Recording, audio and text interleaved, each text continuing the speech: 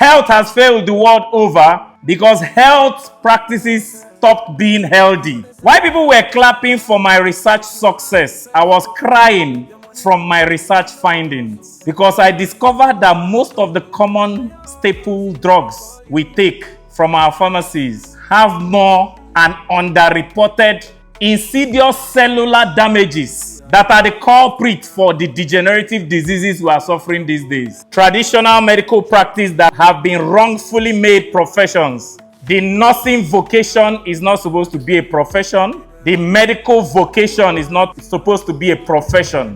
Why pharmaceuticals lost their way is because they lost their calling. And if you are not called to be here today, please, after this, remove your gown, go back to the prof and say, I only came for the profession and not for the calling. It's my acechina. I'm an expert global business solutions expert and your real estate success strategist known as the mayor of housing. My name is my acechina, and I'm not just here because I am passionate about holistic and natural balanced medicine. I'm here because I have a background very passionately rooted in medical balance and medical healthiness. Health has failed the world over because health practices stopped being healthy. When you take a paracetamol for headache, it's supposed to cure your headache and make you healthy. But when it cures your headache and introduces something unhealthy in you called side effects, it is no longer healthy. And I didn't just discover this by theory. I'm a medical lab scientist, the best graduating student from one of the best universities when we used to have Nigerian universities, the University of Nigeria. And I graduated in 2003, specialized in anatomical pathology. Even though that anatomy sounds like Anne and Anne Mark, it is not your prof. So my research was on toxicology. And in 2002, when I did the research, I won the award of the best project research for the year in University of Nigeria that year. While people were clapping for my research work, I researched the toxicology of what you call lagatil or chlorpromazine in the body or tissue of the body.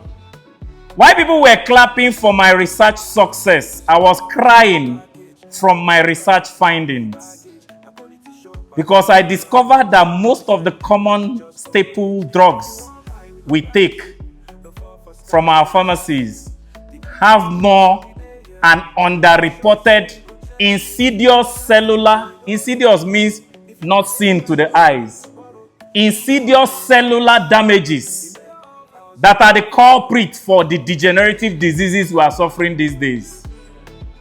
So I'm here not just as my position as the mayor of housing, even though we are building the first green smart city, that in our greenery, we have horticulture for medicine, horticulture for food, and horticulture for beauty integrated in each house. I am doing that deliberately because I have learned where the secret of health is.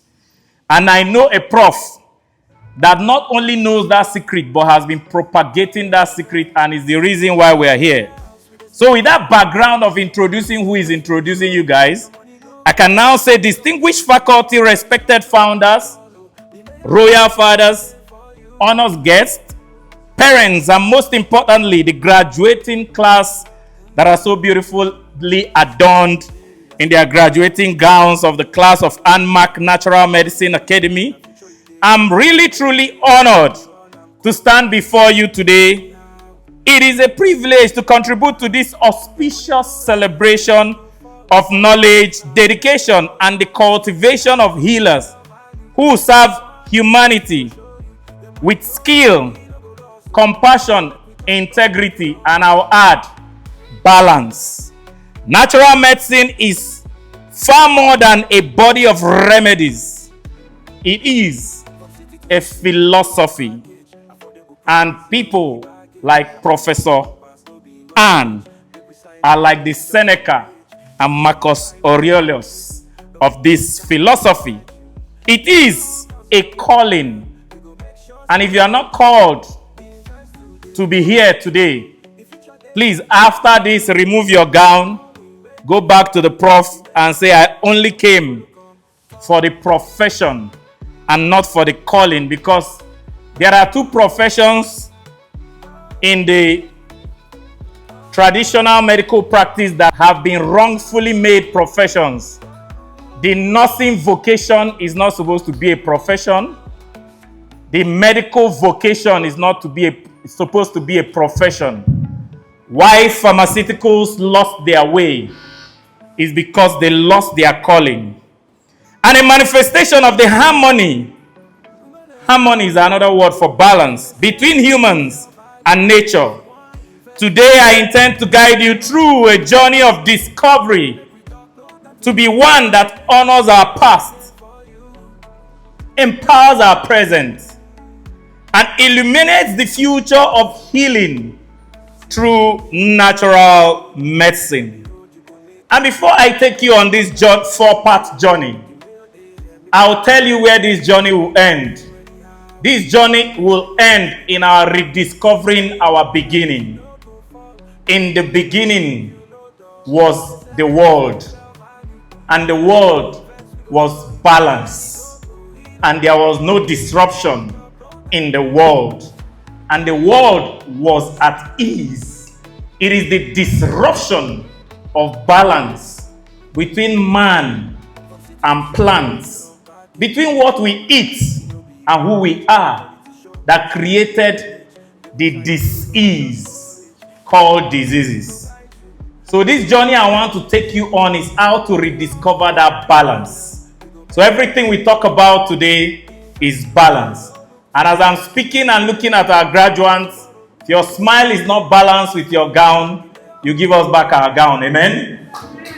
So part 1, overview of natural medicine and historical evolution. Natural medicine has existed before the dawn of humanity. Before man were created, plants were created. Before the establishment of modern hospitals and pharmaceuticals, our ancestors relied on the gift of nature, which are herbs, roots, leaves, minerals, and spiritual practices engaged to maintain health and treat illness. In Africa, traditional healers, traditional doctors, and herbalists, and when I say herbalists, I mean herbalists, were integral members of our communities, combining empirical knowledge and spiritual guidance. Ancient texts from Egypt, India, and China similarly reveal the sophisticated use of plants, acupuncture, massage, and diet for maintaining balance and well-being. Remember, I said the key word on this journey is balance.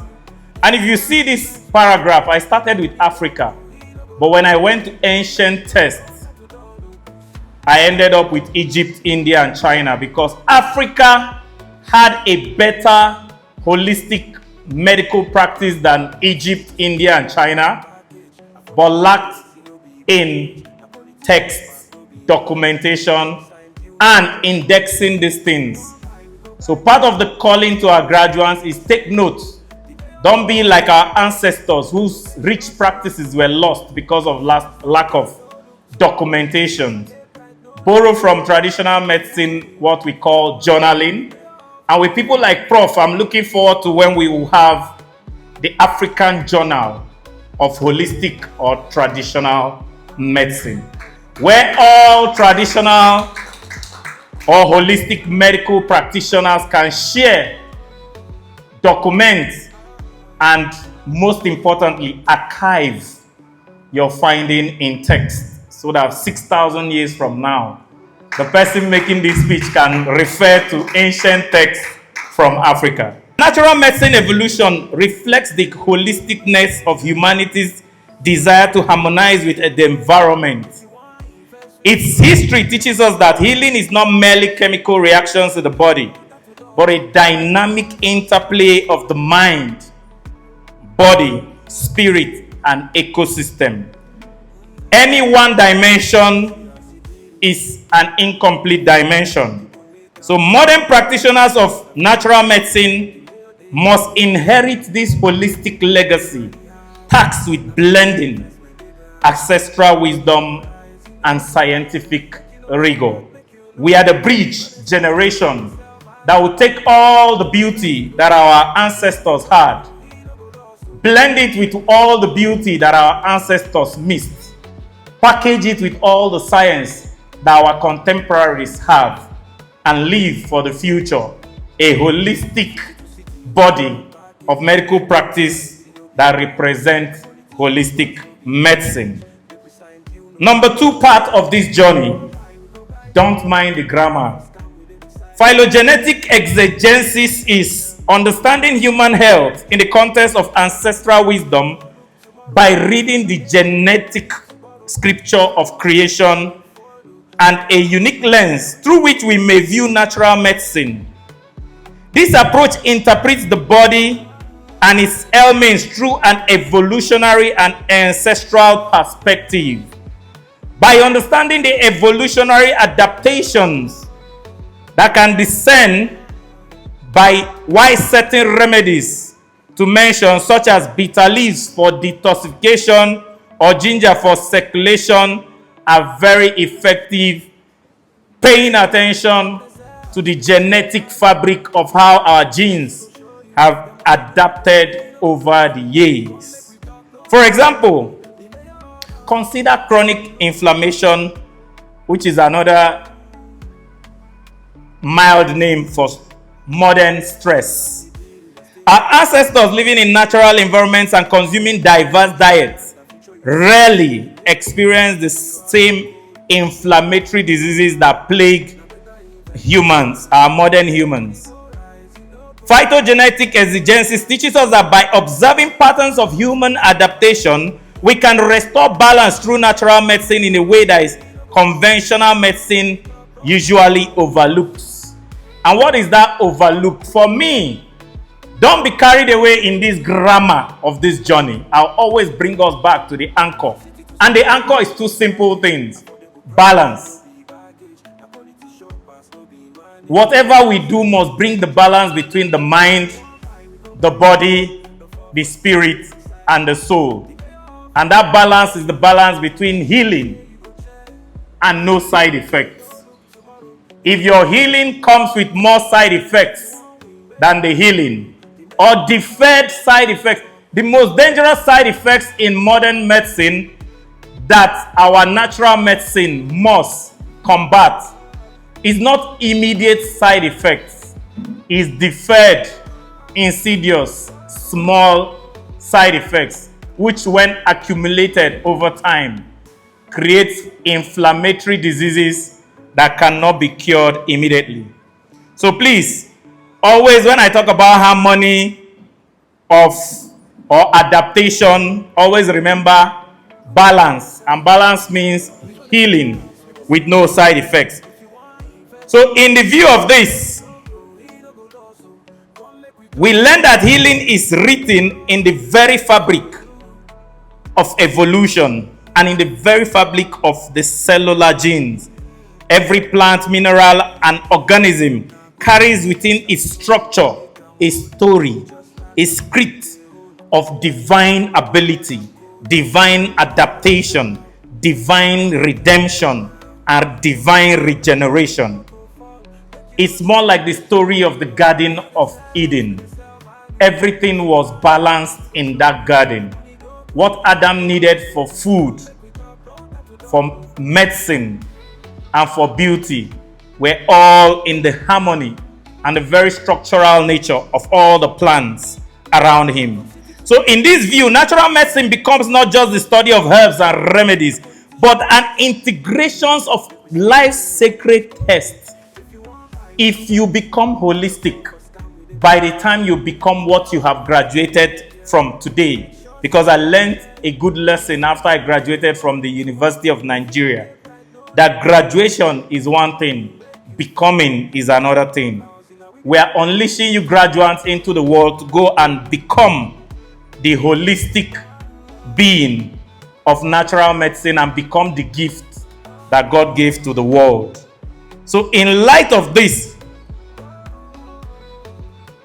you are not only to know those texts, you are not only to acquaint yourself with those texts, but you are supposed to have the eyes, the spirit, and the emotions of decoding God's medicinal intelligence interwoven through generations of biological evolution.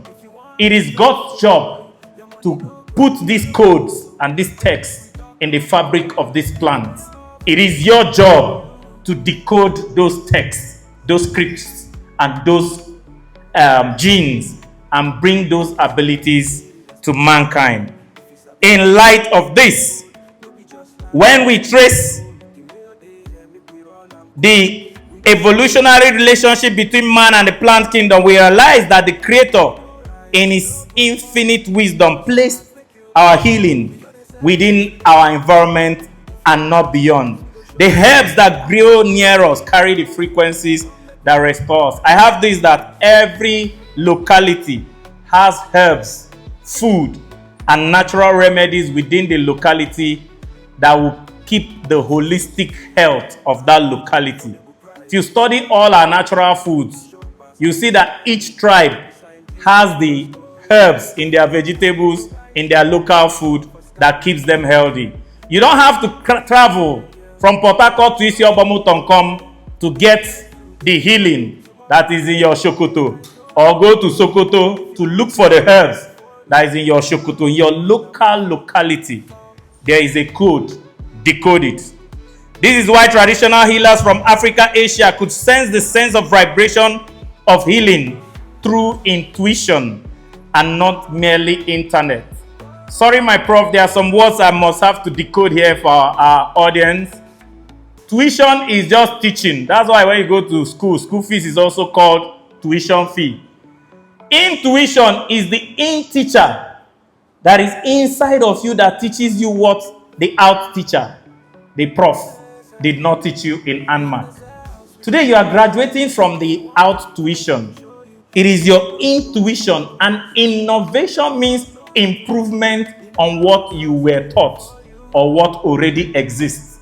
A small improvement from what already is an innovation. And one of the best people that have perfected this is the makers of this little phone called an Apple phone. They didn't start phones, they didn't start computers, but they improved the already available phones and computers so well that people see them as an innovative. So you don't need to start fresh knowledge.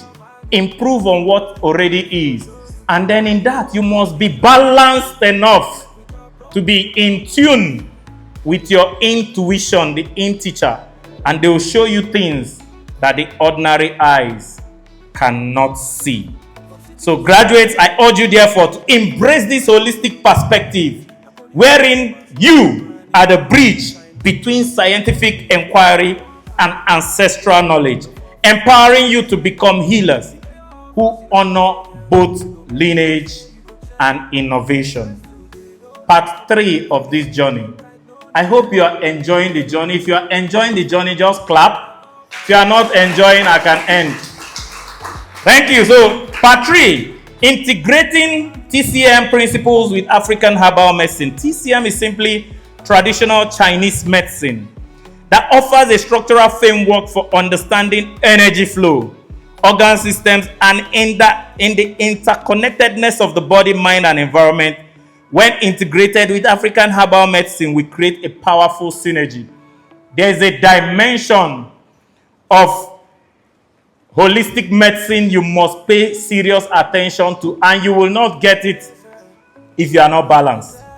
And that dimension is the energy dimension of medicine. We are used to tangible medicine that we can touch, feel, and handle.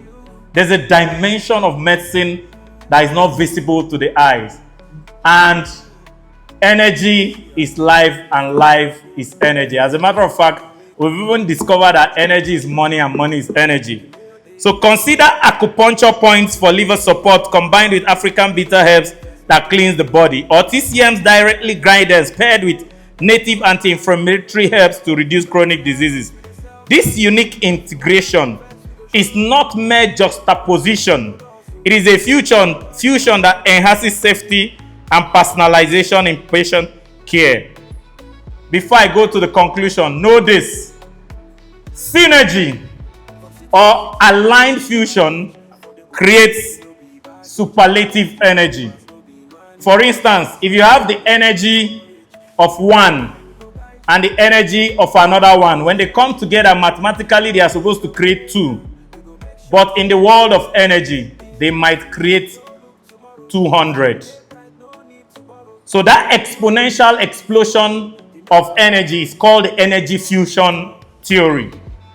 That's how the nuclear bomb was negatively discovered. We're looking for where there will be so much balance and alignment, not just between the energy of tangible medicine and intangible medicine, but between these Chinese practices, our original indigenous practices that will create something so innovative, so powerful, that with the touch of that thing to the body, they will achieve what 300 hospital visits cannot achieve. So the future of natural medicine lies in this interdisciplinary integration and energy alignment. So graduates, you must be innovators and balanced enough to be respectful of our cultural heritage, yet open enough to global knowledge by applying both African and TCM practices to treat, prevent, and restore. And please, in this journey, you must also fight stereotypes, ideologies, and culture. One of the most popular things we've heard from one of the most popular politicians in Nigeria recently is that they heard it from a madman. Do you remember that saying, I heard it from a madman? You can get intuitive, innovative, elucidating knowledge from the most unlikely sources. It might be the man wearing a masquerade and the whole village despises him, but he might have the code to a text, an ancient text that you are trying to decode. Don't throw away the baby with the bath water. So in trying to galvanize global practices with our unique African origins, don't throw everything away because they appear dirty or uncouth. Sift and search within the field. You might discover treasures that will transform generations. Part 4. Addressing modern healthcare challenges with natural remedies. This is my part. This is what brought me here. When I finished my research in drug toxicology, pharmaceuticals lost their appeal to me, and herbaceuticals started having appeal for me. I want to own, in the next 3 years, we're going to start building our clinic systems, and my own hospital is going to be the first hospital, if Prof does not beat me to it, to have a pharmacy and a herbacy. Yes. So that after treatment, you have options. Do you go for your herbaceuticals or your pharmaceuticals? At least give people options. And then there's one you wouldn't like to hear. And doctors won't hate me for that. My hospital will be the first hospital in Nigeria to pay nurses more than doctors. Yes, but before you get a job in that hospital as a nurse, you must know your onions more than a doctor. Because it's nurses that provide nursing care. Do you doctor a baby or you nurse a baby? Nursing is beyond medicine. It's such a holistic care that they even call it nursing a baby. And to the graduates, I'm also telling you, be so caring in your heart and spirit. When the what is this word? The registrar of the school gave a speech, he talked about your heart. Natural medicine without heart is what made the world scared of natural medicine today. If you lose the heart of natural medicine, you lose everything. So today's healthcare challenges suffers antibiotic resistance, lifestyle diseases, mental health crisis, environmental toxicity. Therefore, demand solutions that are sustainable, ethical, effective, and I must say our keyword, balanced. Natural medicine offers a unique pathway and a unique potpourri of this balance. Herbal antivirals, anti-inflammatories, adaptogens, and detoxifying agents can complement modern treatment, reducing side effects and empowering patients beyond treatment.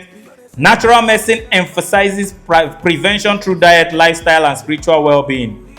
Before I go to the graduate, I discovered something online recently. There is a herb, I think they call it green herb or green herb, that I've been seeing the advert that it cures HIV. I've been monitoring that company and that herb, because if I can get empirical proof that it cures HIV, then one of my eureka moments in natural medicine has occurred. My dream and one of the drives I'm working hard to make money in the housing space is so that I can fund some things, and one of them is natural medicine. If truly the cure for HIV comes out from Nigeria, not only will I sponsor that cure, but I'm an excellent marketer. And you know, when they took the light that I have a loud voice, right? I'm going to loud that cure so much that the rest of the world will be ashamed of themselves. So while the world in their evil pharmaceutical creations are creating diseases like COVID, thinking all of us will die, I can't wait for when the source will be the very Africa that is despised, and the very Africa that expect us to die before them. That will be the solution to the world.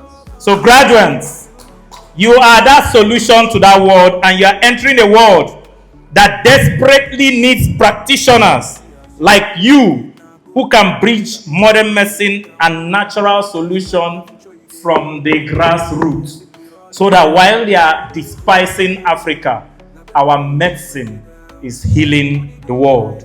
You have the knowledge to transform communities and improve quality of life through holistic approaches, inspiring you to pursue ethics and service. The final part before my conclusion for inspiring these graduates.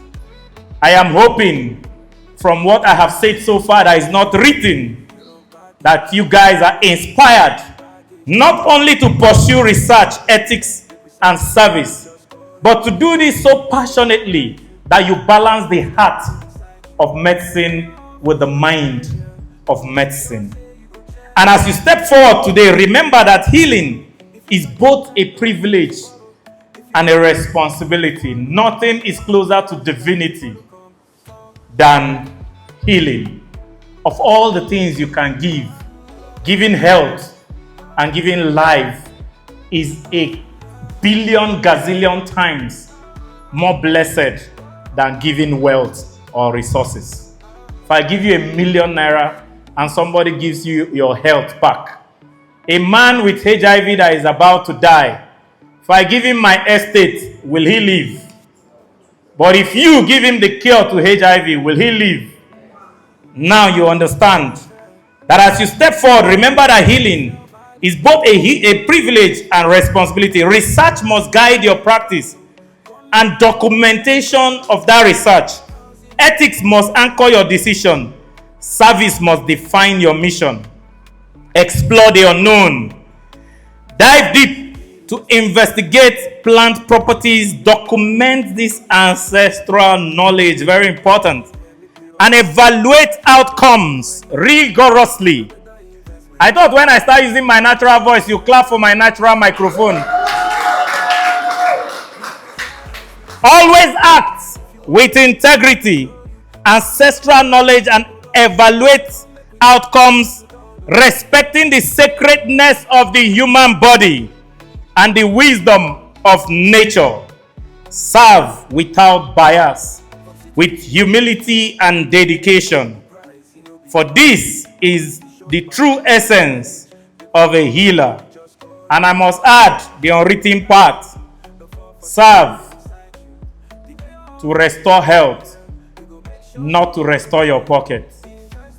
The irony of the vocation called medical practice is when it becomes a profession for you to make money for your pocket, money will run away from you. But when it becomes a vocation for you to save life, sometimes you save the life of Mr. A, he does not give you money. It is a Mr. Z that does not know you that will give you money. And sometimes Mr. Z will give you so much money that you feel unworthy of that money, not knowing that what you did for Mr. ZA years ago, nature was watching and will reward you. One thing I know, the greatest rewarder is nature, and nature does not reward you what you put in. Nature rewards you minimum of 30-fold, 60-fold, 100-fold, and sometimes manifold. So don't pursue your pocket, pursue your heart. Because you are not only practitioners, you are an ambassador or ambassadors of a timeless gift of this natural medicine mandate that we are entrusting to you today to heal mankind. The team said natural medicine is a gift, but I dare conclude that these graduates are the real gift, because the natural medicine without the gift of those that will take the gift to the world is empty. In closing, I heartily commend ANMAC, and when I commend ANMAC, I commend the prof that I know, prof that I know, prof that is young, prof that is young. I don't know how you turn to sweet 16. If you allow me, I go they sing, they go stop clapping. Make I end the speech now. I beg, make we pretend so that I can end the speech, amen? So I heartily commend your academy for cultivating such passion to create such capable and inspired graduates. The greater gift of giving is not giving of any resources, it is giving yourself. And I know a prof and her able registrar who are giving themselves and duplicating themselves in these graduates. And I commend you, the students, for your commitment and perseverance. Don't only be graduates, be a reflection of this prof, so that in the next few years I'll be coming to sing with your name. And I commend the whole community of natural medicine who have been recently organizing yourselves in ways that is making me nostalgic, ways that is making me work harder, because I know that when I make this money, the people that I'll collaborate with to bring this herbacy and this herbal medicine to the world in a way packaged as beautiful as this most beautiful brochure that I have seen, that will make the world not only buy into this natural gift, but will know that the despised place, something good can come out of Nazareth. So I look forward to then that all this will be a reality. And this journey I've taken you to might have ended in this speech, but the journey continues. And let that journey for you be one of knowledge, one of compassion, one of transformative healing. Go forth today as graduates and nature's gifts, pioneers of holistic wellness, and beacons of hope in a world that needs your wisdom and your balanced knowledge more than ever. Thank you, and may God bless the works in healing mankind. Thank you. Thank you. This is long doctor. About. Thank you. My bro. Thank you, sir. Thank you, sir. I know a prof. Thank you, sir. Thank you, sir. Thank you, sir.